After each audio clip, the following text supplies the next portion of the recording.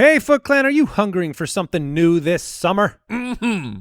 HelloFresh has got your back with pre-measured ingredients and easy-to-follow directions. Your new favorite meal can be prepped in under 30 minutes. Get up to 14 free meals, including free shipping, when you use the code FOOTBALLERS14 at HelloFresh.com/footballers14.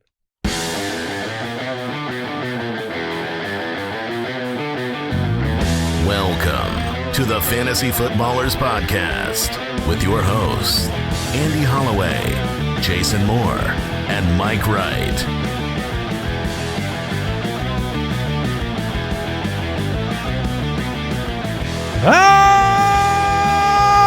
Welcome in. It's Ballers time. Yeah. So excited to be back. August has arrived. It's Monday. The nasty shimmy is here. Oh, big shimmy! Let's go. I am so excited for this August show. It's literally fantasy It's football go time. Yes. Oh, my goodness. August 2nd. Welcome to the party. Keep trade cut today. NFL news to talk about. Training camps are happening. There's a football game on Thursday. What? I mean, sort of. It's the Hall of Fame game. That's fine. But it's technically a football game. They put it there because they know we'll watch. Mm-hmm. I mean, we know what you get to say on Thursday, Mike. This so, is true. Yes. Oh, I'm excited. We have a show each and every day this week, and that will be the case through the end of December. So very excited. If you're brand new to the Fantasy Footballers, welcome in. It's going to be a fun year. We're going to help you sit atop your league proudly, trophy in hand. Mm-hmm. Have the most fun doing it. And you can find us on Twitter, at the FF Ballers. We'll let you know what's going on around here. You can find us on YouTube. Subscribe, click the bell. That's youtube.com/thefantasyfootballers. Oh, so you already gave us a big shimmy. He I did. sure did. Okay. And So that was to kick off the year. It was large. Yeah. I mean, I shimmed left and I shimmed right. I did tune in. Thank you for holding down the fort. I'm course. speaking to Jay Grizz, not you guys. Yeah, no, yeah, he's good. But I had a nice 15th anniversary trip with the wife right before things got crazy with the season. I did tune in to some of the episodes I missed. I understand you have another nickname. Oh, Just yeah. the nicknames don't stop for No. big Nasty, Big Nick Shimmy. Nasty. I mean, call me whatever you want. But it was great. It was great to listen to those and excited to be back. Well, we have a big announcement. You don't even say. You do the Jared Goff. And I don't even know what that voice is. That voice is just what you think a court of like I a guess king and queen. That's really what it is. The announcement guy would be like, Yeah, but it's got a hint is that of for the Mr. Jared Rogers? Because that is the Jared Garf Yes. horn. Yeah. It's the Jared Garf voice introducing a big announcement, and here it is. There's a huge announcement. Why don't you take it away, Jason? Look, people ask all the time, how do I get in a league with you guys? And the answer is usually you can't, and you never will. But right now, unless you join the Listener League, and the Listener League submissions are now open. So here's how you do it, and then these two gentlemen will explain what you do. You're going to send your submission to listenerleague@fantasyfootballers.com. Let me say that only one more time. Listener League, singular, @fantasyfootballers, plural.com. That's it. Send your submission. We're going to look at the 1,000 submissions that come in. Yeah, and what do they look like, guys? Yeah, we get a wide range of submissions, and we just want something. Wait. What do we want them to look like, guys? That's a good point. Here's what we don't want, and we say this every year. We don't need the lifetime achievement resume. Every league you've ever won, huge, giant novel of a paragraph for us to read through about why you think you're deserving. Yeah, if you write like this really nice story about why you deserve to be in, we won't read we're it. not going to read it. Yeah. I'm looking for that attachment, bro.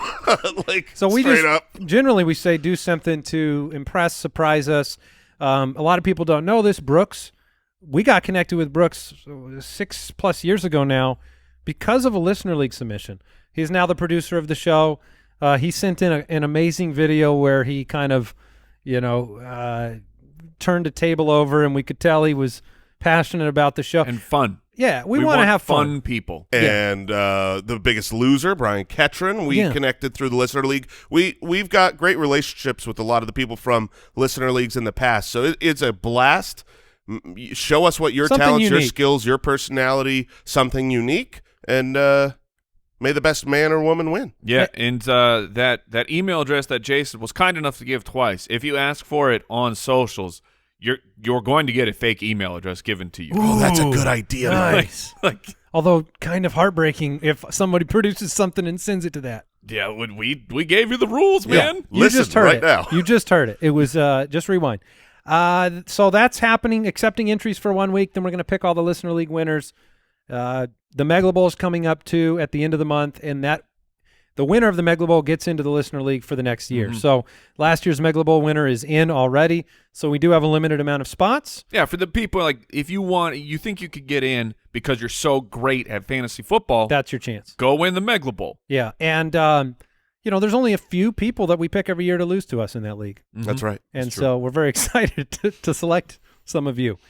All right, ultimatedraftkit.com for the draft kit. Let's talk news. News and notes from around the league, presented by Sleeper. I am so excited. I just realized how hyped I am for the year. I've been watching camp videos. People, it doesn't matter what it is. Tim Tebow looks too big for his body. Gigantic. I mean, this looks like some superhero took a he works magic out a lot. pill. Well, he definitely looks more like a tight end now than he ever had before. They may have to move him straight through the tight end position to O-lineman. Yeah, I was going to say he looks a lot bigger than a tight end. But that's not news. That's just some of the fun camp hype that is going on everywhere, and we'll be talking about it, sifting through it, telling you what to pay attention to, what's pretend. Let's start here with news, though. Nick Chubb. Congratulations. He's such a great professional. He's so good. 3-year, $36.6 million contract extension with $20 million guaranteed. Nick Chubb is so interesting for fantasy football, and I saw a lot of takes on this because he was in the news, and a lot of well-respected people talking about the fact that Nick Chubb can never be a league winner. I mean, that was the opinion because of, you have Kareem Hunt that spells him on passing downs. He's never going to be a big pass catcher, and therefore he can never be a league winner. Do you agree with that? I actually do agree with that, assuming that Kareem Hunt is active and playing. If he goes down and Chubb were to get the entire workload, he definitely could. But so could Kareem Hunt in the reverse. As far as with both of those guys there, I think Chubb is excellent, is a worthy draft pick. But I don't think he is a league winner.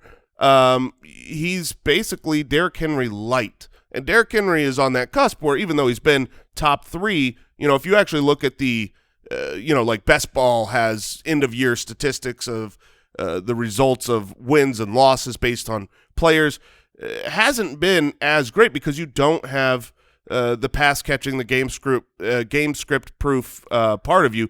I love Nick Chubb. I think he's better for the NFL than for fantasy, but I'm also the lowest out of the three of us. I assume. What if you put Kareem Hunt on the Titans and then ask what Derrick Henry is at that point? Exactly. And I think he's very much the same.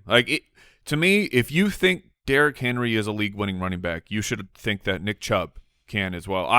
That's a very subjective term, obviously. So sure. You're right. I mean, league winning, what does that mean? I think Nick Chubb does enough for your team to be a foundational RB1. Yes, and I think Nick Chubb is a first-round running back. I have him projected very high this year.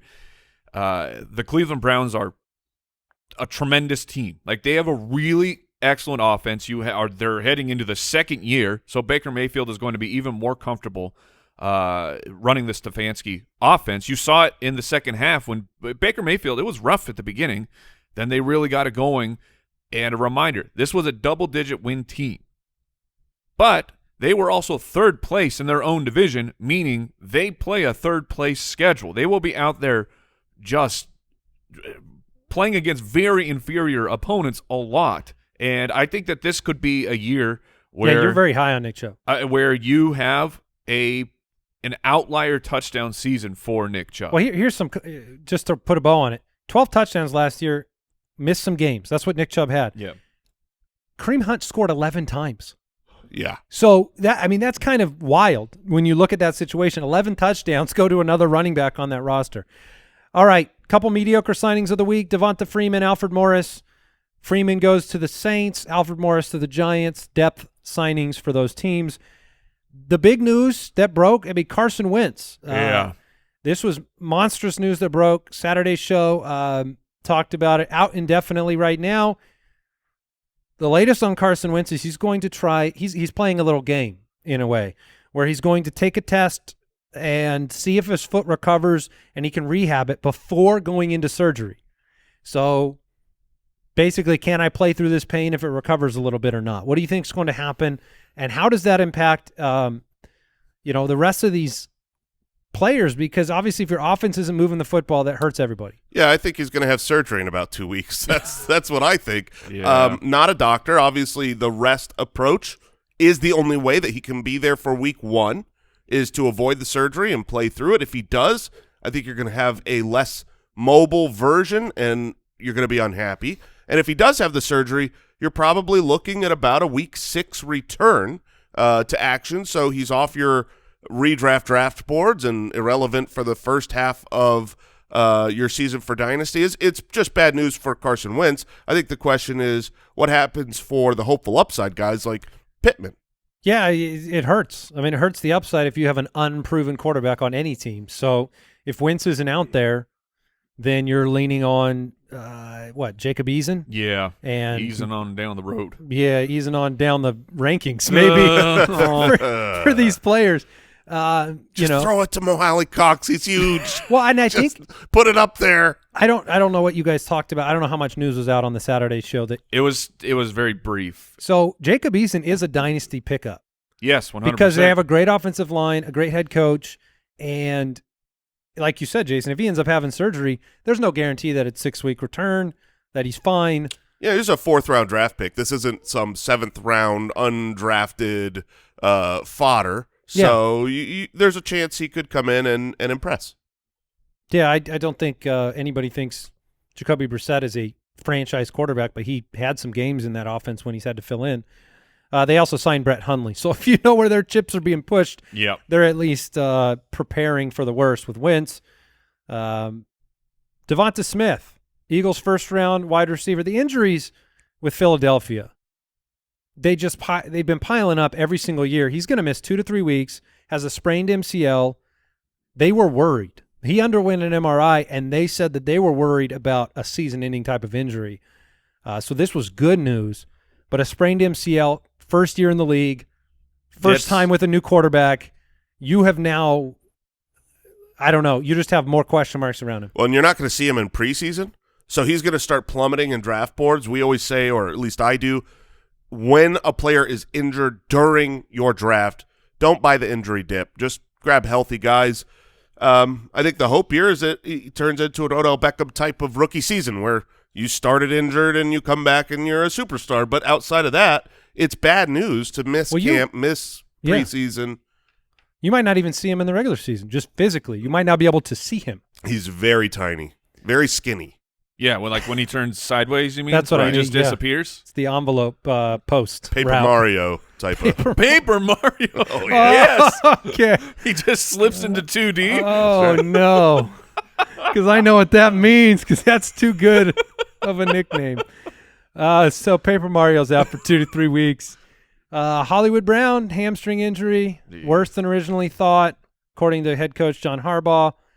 Oh, it's Rashad Bateman time. Nope. Oh, wait a minute. He's sidelined with what? Well, I mean, the report was muscle toughness, but I think they meant tightness. That was the funniest thing. I've never been sidelined for muscle toughness. It was that's straight for up sure. withstanding victories. It's like, I always love when my muscles are tough. A little too tough, if you ask me. His muscles were so tough. I mean, honestly, if he's being held out for muscle toughness, you have to assume it's a lack thereof, right? Like, your muscles are too weak. Get to the it's like a sideline. well-done steak. It's a little too. Or he's the Hulk and he's hurting people.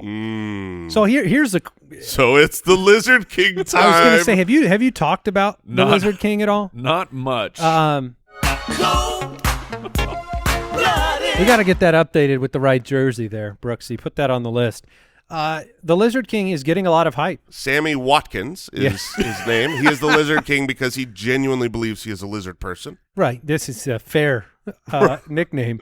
But he's getting a lot of hype. The team has said that they've come out with the hyperbole, the hype train, one of the best in the league wide receiver hyperbole. They said he's the best guy in camp. He was the best guy in OTAs. And now all of his competition is hurt. Miles Boykin's not getting any work in this offense. That was reported. Is there – I mean, what – just stay away. Mark Andrews and Week 1 Sammy Watkins. I can take both of those things. He does love Week 1. He does. Then trade high. My goodness. All right. That was today's news and notes presented, as always, by Sleeper. They are by far the largest dynasty platform, so you can get a dynasty league going over there. Customizable. Definitely check that out. I'm so excited for this season. Soon. Why wasn't AJ Green at the top of the news? How great he is. He's probably on the show tomorrow, would be my guess. Oh, is he? That'd be. I mean, because that's a real hype train, smoke fire. Oh, okay. All right. I thought you meant mid-round madness. I'm like, he ain't going in the middle rounds. What? What are you doing? What happened? Apologies. I'm You're rusty I'm over rusty. That was not this button.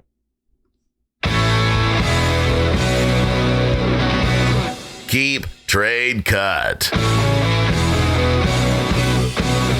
Are you where's your since I pushed the button, Jason, where is your current Jalen Hurts thermometer reading? Wow, the timing on that question. I spent I was a couple minutes late this morning. Part of the reason why is because I spent 30 minutes deep diving Jalen Hurts in camp so far.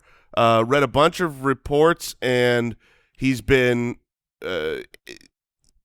inconsistent. Moments of greatness and then moments of inaccuracy. My Jalen Hurts take right now is warm, not hot. If you lose Devontae Smith, that sucks. and but you gain Zach Ertz back at camp, and you lose gaining Zach Ertz back as one of the guys you have to throw the ball to.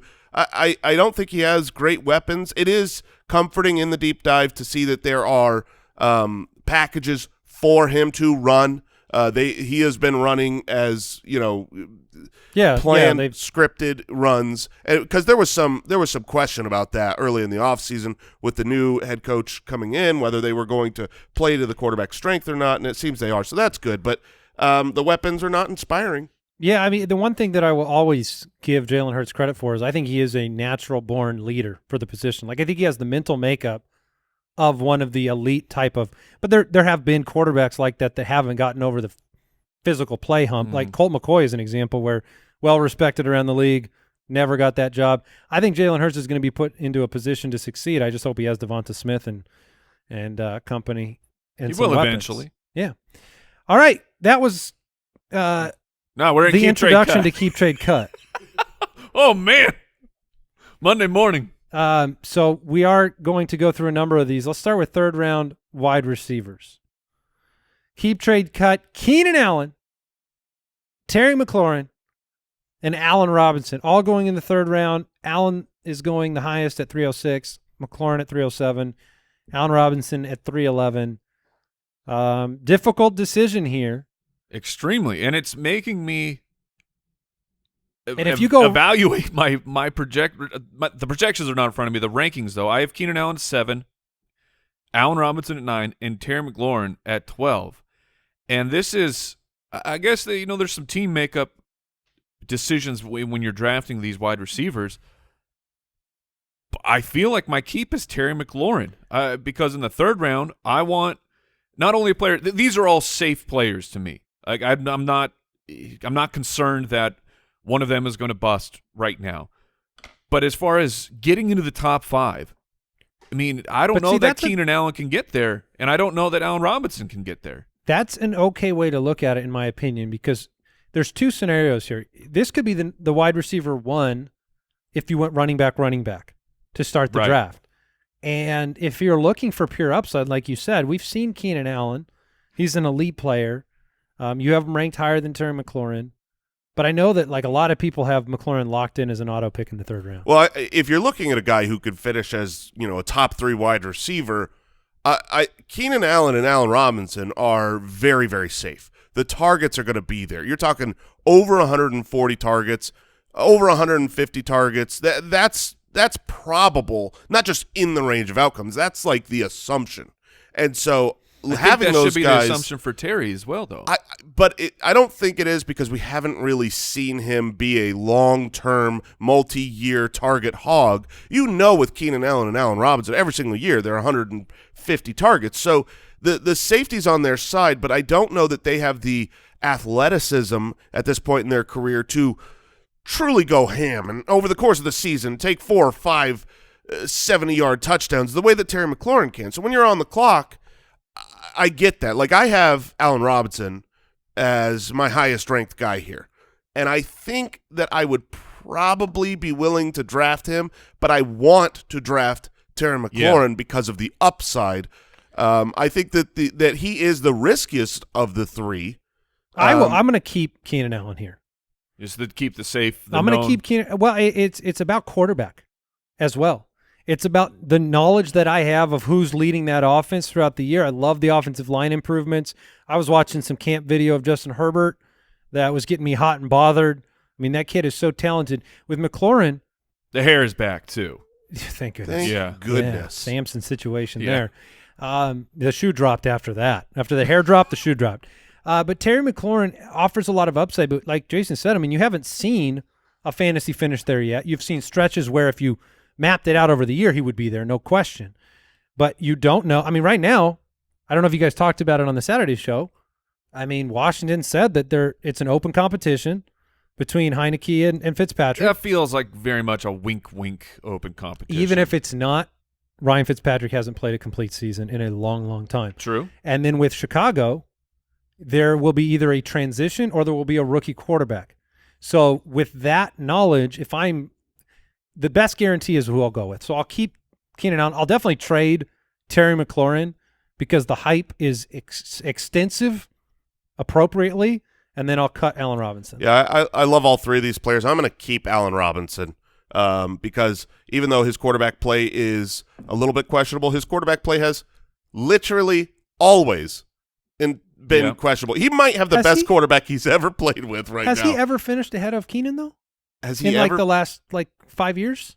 Fantasy finish wise, I mean, I think he finished higher than Keenan last year, didn't he? I mean, we're talking about back-to-back top 12 wide receiver seasons for Allen Robinson. I believe 2 years ago he was the wide receiver 11. Last year he was the wide receiver 12. So I'm going to keep Allen Robinson, the known target volume. I'm going to trade, like you, Terry McLaurin. To Mike. That's the hype to Mike. I'm going to get a lot for Terry, and I'll cut Keenan Allen, but don't hear what I'm not saying. I think Keenan's they're all great. 3rd round wide receivers for a reason. I'm going to go with Terry McLaurin. Where's your confidence level in Keenan Allen having another season with 8+ touchdowns? I think it's in the cards. Because that's where he was. I mean, and you had we haven't seen Keenan Allen hit that mark since his rookie year, where he was playing with Phillip Rivers, and was this the outlier season in terms of touchdowns for Keenan Allen? Meanwhile, like Mike Williams, who should have had way more touchdowns last year, wasn't coming down with him. I think it's just looking at the body of work, whether it's touchdowns or not. Number 3, number 12, number 8, number 14 for Keenan Allen. So I get it. I feel like maybe Terry McLaurin is in a position where, like, is it possible he's being set up only to disappoint fantasy players? It is possible. Because if he doesn't come out and do the explosive things that we hope for, I mean, it's going to be a huge disappointment. I think everybody's, like, banking on it. Yeah, if he finishes as the wide receiver 15, right, that's not going to be the year that's going to feel bad. That's going to feel like, dang it, he didn't do what I drafted him to do. I mean, just remember what... Like DJ Moore last year? Yeah, but remember what Terry McLaurin... If you talk about bad quarterback play, through Week 12, he was averaging over 87 yards a game with Dwayne Haskins, with Alex Smith, with not just bad, really bad quarterback play. And then at the end of the year, my man was out there on 2 sprained ankles. Oh, I know the case. So I'm in, man. I'm buying in. Okay. That So Terry who McLaurin. are you trading? I'll trade Keenan Allen. Okay. I think that people are more apt to draft Keenan than Allen. Wait, Robinson. Yeah, Allen Robinson. Wow, I was confused there. They like his first name, but they do not like his last name. Get that surname out of here. Look, we're going to talk about the Broncos next, which I think is fascinating. Before we do, Can't wait. oh man, you're going to eat my soul today, aren't you? Yes. But before we get there, I want to thank today's sponsors. Indochino is a longtime sponsor and a wonderful option. Hey, look, when we get the right outfit on, it brings out the best in us. We feel our best. You want to look your best and be more comfortable than you think in an awesome suit. Indochino is the way to go. This is I am speaking from experience. It's not always the easiest thing to get a perfectly tailored shirt, suit, pants, everything, and it's super easy with Indochino. And I personally went down to the showroom. They had an expert just. I felt like I was in Harry Potter, just getting measured, and then they send me this perfectly tailored suit. It looks better than any suit you could buy off the rack. It's so affordable compared to most super expensive. I mean, you're talking suits start at just $399. That's including all the customizations for a custom-made tailored suit with every detail. It is absolutely phenomenal, and you'll love it. And right now, they're open at select Nordstrom stores, so you can have even more ways to get into a great-fitting, personalized clothing. Go to your nearest location. You can find that at Indochino.com. And right now, you can get $50 off any purchase of $399 or more using the code FOOTBALLERS at checkout. That's $50 off a purchase of $399 or more at Indochino, INDOCHINO.com, promo code FOOTBALLERS. And we'd like to thank Headspace for sponsoring today's show. If mental health is part of your self-care plan this year, you owe it to yourself to try Headspace. It's a daily dose of mindfulness in the form of guided meditations in an easy-to-use app. Headspace meditations start at just 1 minute each. They even have a set of walking meditations. You can fit it in even with the busiest of schedules.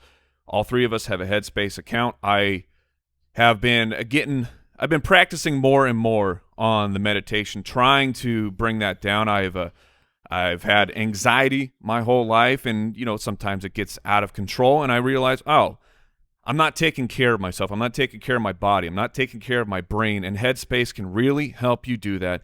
Headspace is backed by 25 published studies on its benefits, 600,000 5-star reviews, over 60 million downloads. Give them a try. You deserve to feel happier, and Headspace is meditation made simple. Go to headspace.com/footballers. That's headspace.com/footballers, and you're going to get a free 1-month trial with access to Headspace full library of meditations for every situation. This is the best deal offered right now. Headspace.com/footballers. Breaking news. Oh, I suppose it is that time of year. Well, that was fast. Carson Wentz will have surgery to repair his foot. He's out up to 12 weeks. Well, there you go. But I it guess could I be was less. wrong on my 1 to 2 weeks before he gets surgery. I am we are going to be in the thick of it. The Ultimate Draft Kit, we update our rankings all the time. I'm going to be doing a full audit later today across these teams with camp reports, with these injuries accounted for. I am going to lower Jonathan Taylor.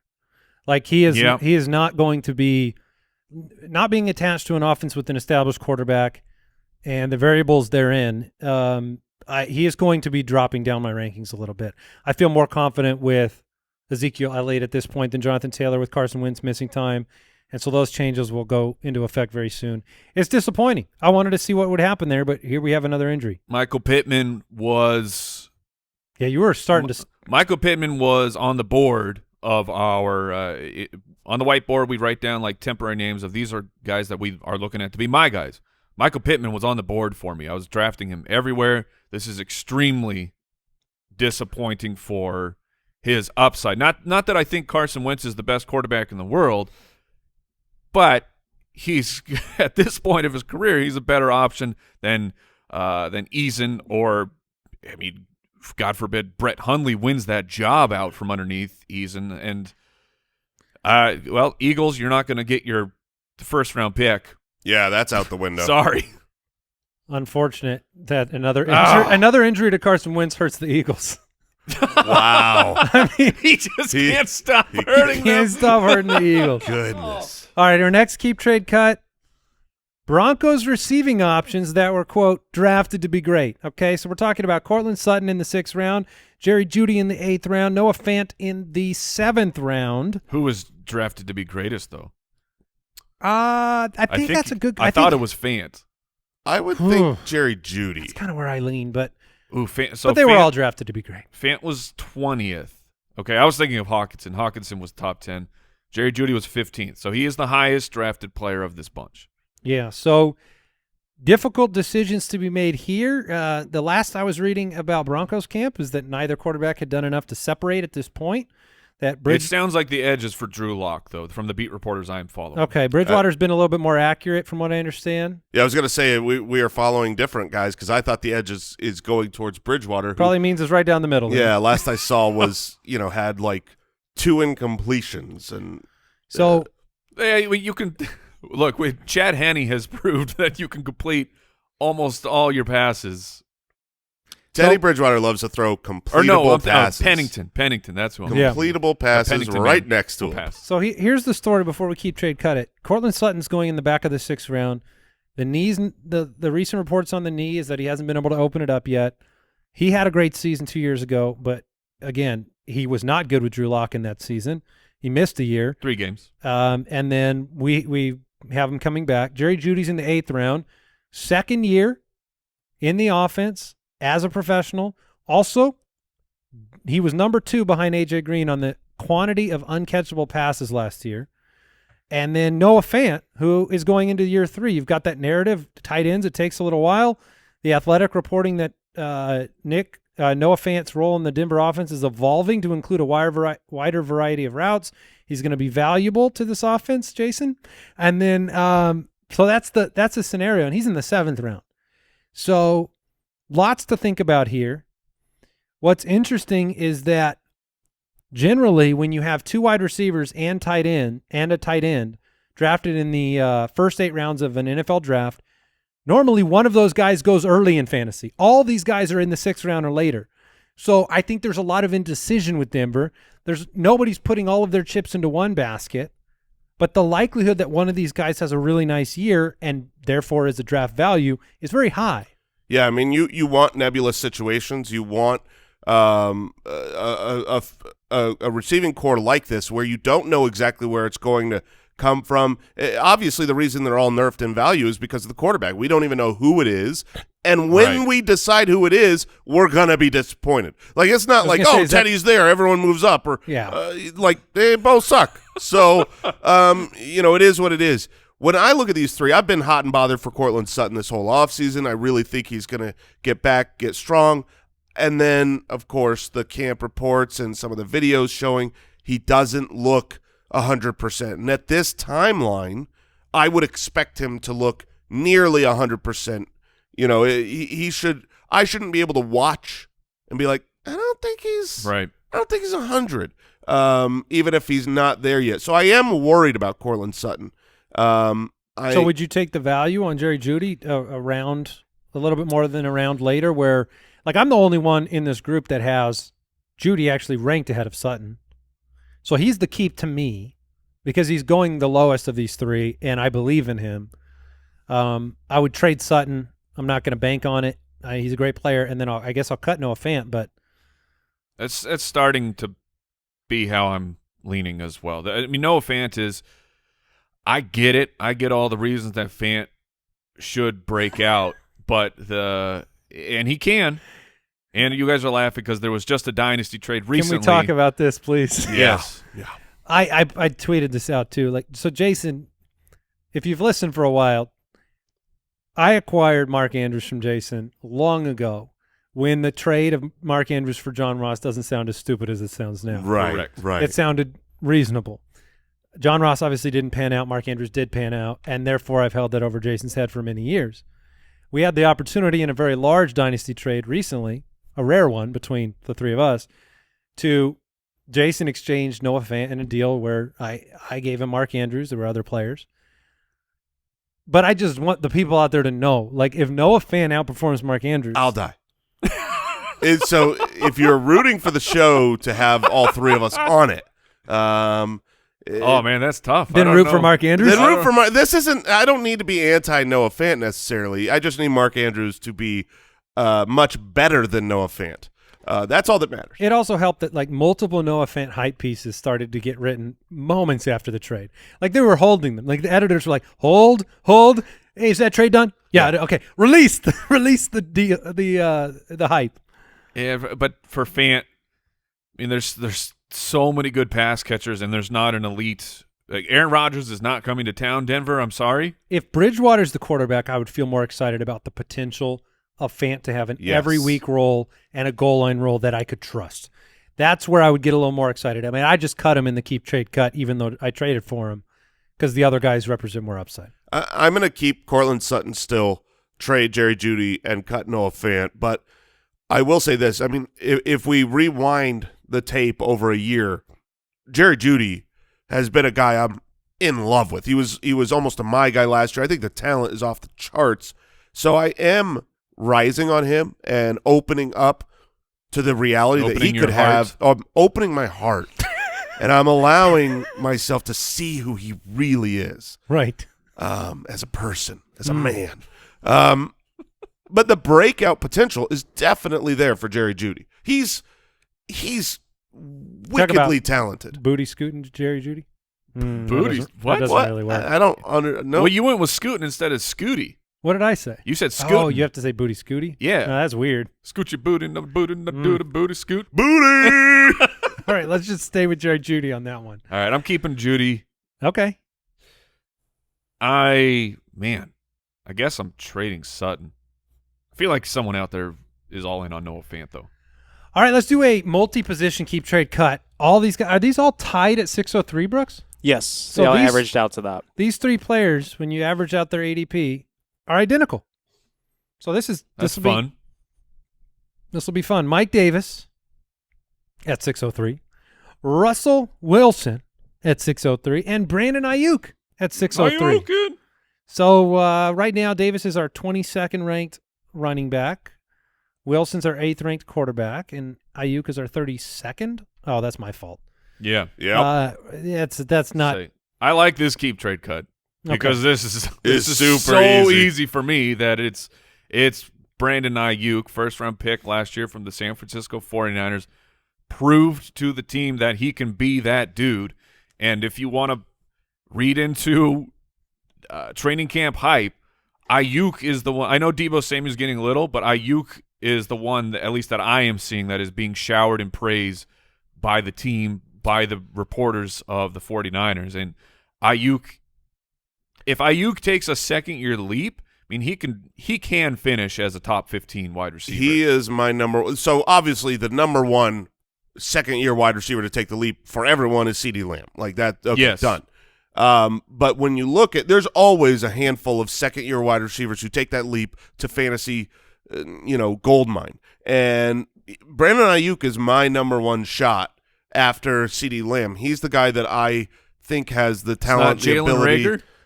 It is not. It's not Jerry No. Jeudy. Judy would be my third. I am just not where you guys are with Ayuk. And I do love, I love Brandon Ayuk. It's not about Deebo sympathy. It's simply about the fact he played 12 games last year. He played a lot of them without Deebo, and he played a lot of them without George Kittle. So I don't know whether a leap is reasonable. At 603, if you get 85 catches for 936 and 4, are you happy? Yeah. Which is what he did last year. Yes, 100%. So the You're values, ecstatic. the value's fine, and then there's upside, right? There's the second year leap potential. I just don't know what it means in an offense like that where you're going to run the ball 500 times. In fact, I guess they were at 464 pace last year with injuries. You're going to run the ball between 450 and 500 times. George Kittle's healthy, Deebo's healthy. I just don't know what that means in terms of volume. That's all. Yeah. So I'm a little bit lower. I do think he's the best pick here, though. I mean, I don't believe that Mike Davis is going to sustain value all year long. I think Russell Wilson, we know the story with him. I probably get more out of Russ in a trade, so I'll keep Ayuk, trade Russ, cut Mike Davis.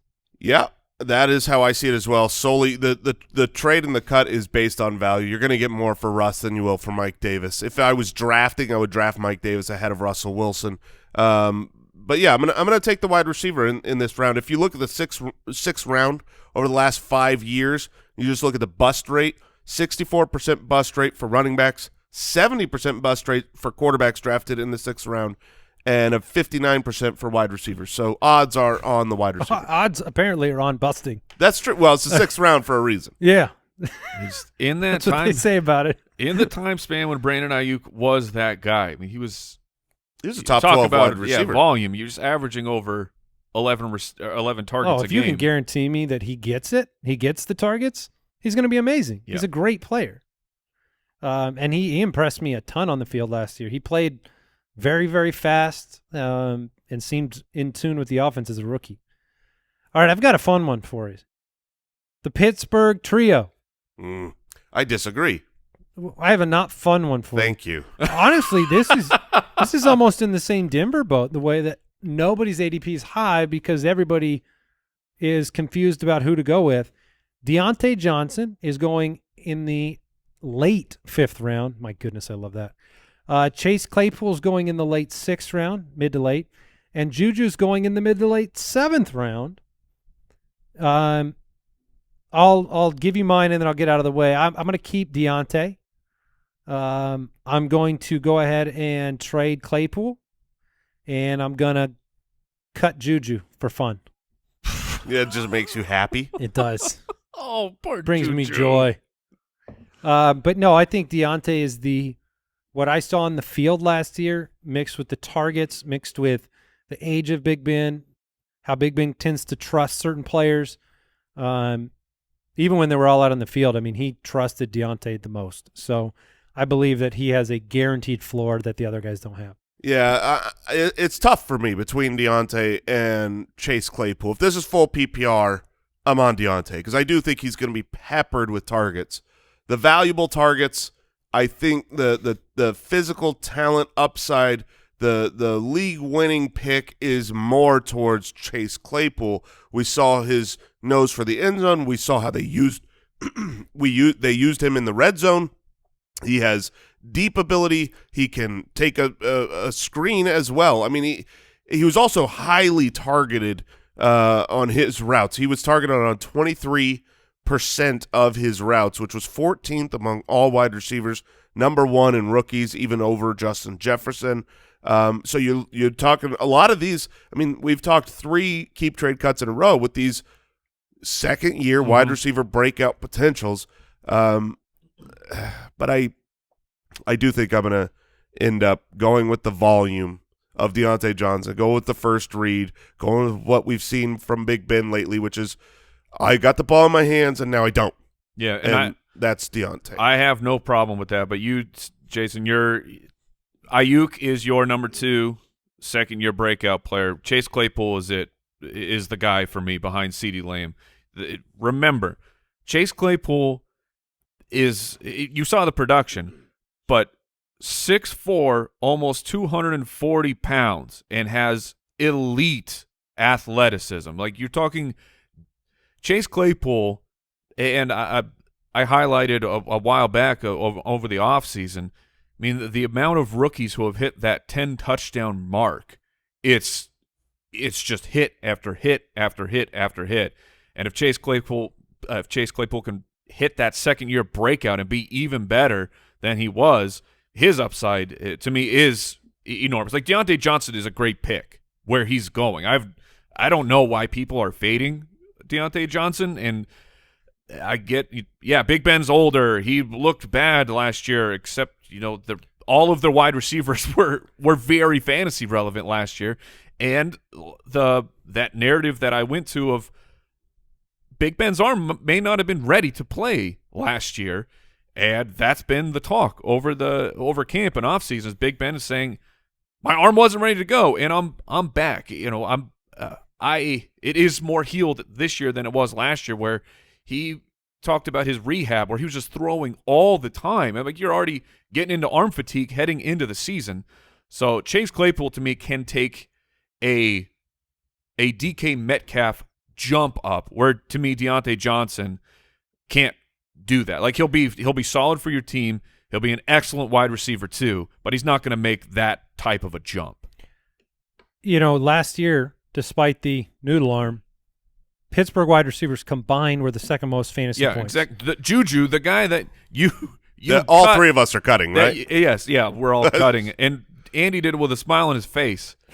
Knowing that Juju was a top 20 wide receiver last year. Yeah, even when I made my comment about the better floor for Deontay, which I still believe, like the floor for Juju is pretty great. I mean, he came back to the team on purpose on a 1-year deal, and when Big Ben's been the quarterback, this has been 7 consecutive years where the combined fantasy points amongst wide receivers is top 5. Yes. So the points will be there.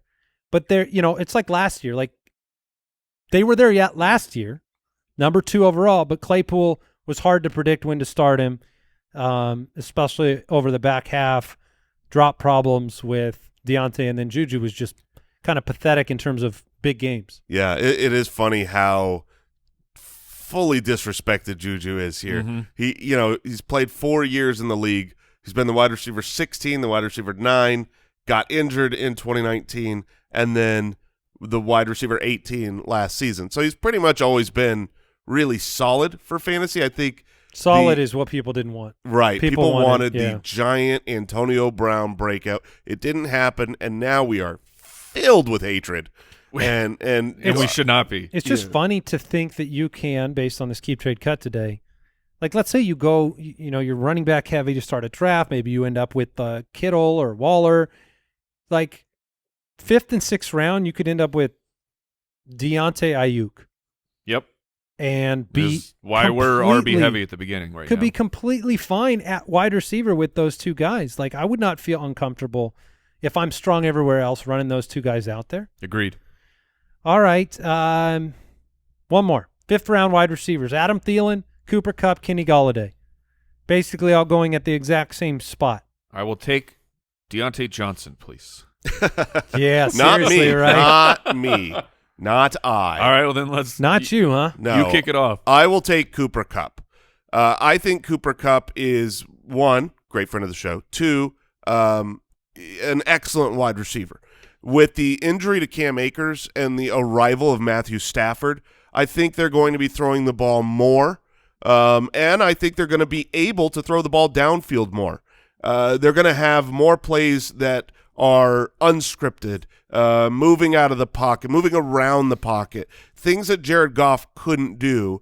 And I've talked about in the past how, depending on what day of the week it is, it's like, am I a Robert Woods guy or a Cooper Kupp guy? I am really, really back and forth.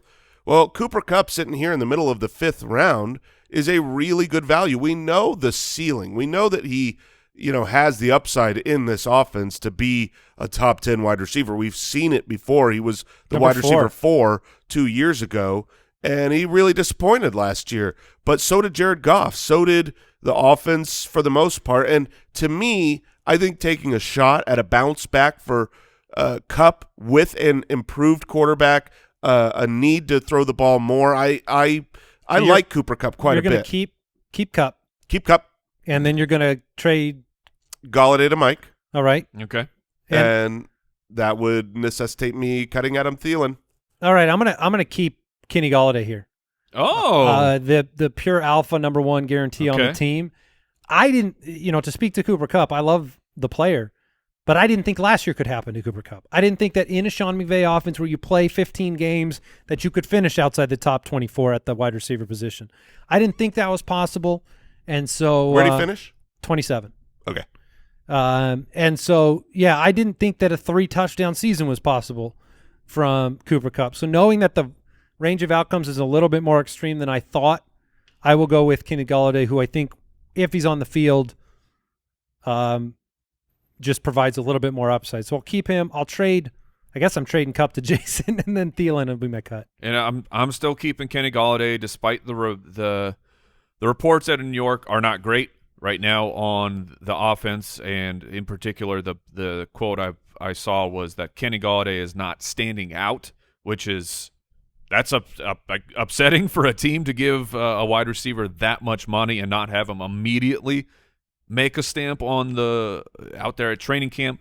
But there's still. Did you hear the report? No, I did not. He's had a really big weight around one of his legs. Daniel Jones is he's dragging him around, which makes it difficult to stand out. Yeah, I understand that, but it's pure target volume. Where if Kenny Golladay is anything close to what the New York Giants believe he should be, he's going to see he'll see way more targets than these other guys. The touchdown upside probably still lies with Cooper Kupp and Adam Thielen, but I'm going to buy into Kenny Golladay being having the talent that we saw in Detroit, magnified by a surplus of targets from New York. Are you willing to give Thielen the respect of trading him instead of cutting him, and then you can cut Cooper Kupp? Okay. No, I will not. Sorry, Adam Thielen. The NFL is a young man's game. You know the business. You see BC Johnson is out for the year?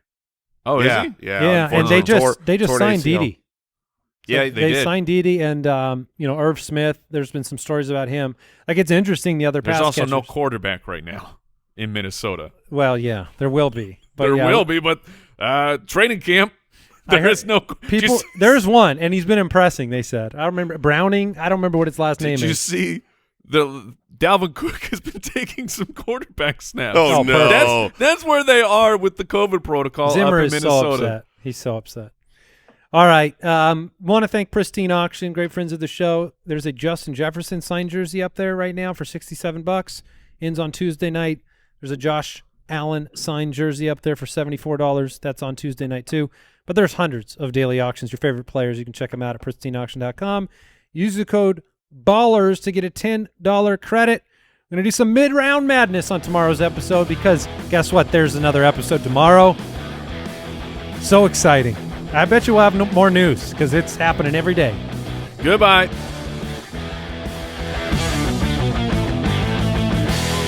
Thank you for listening to another episode of the Fantasy Footballers Podcast. Join our fantasy football community on jointhefoot.com and follow us on Twitter @TheFFBallers.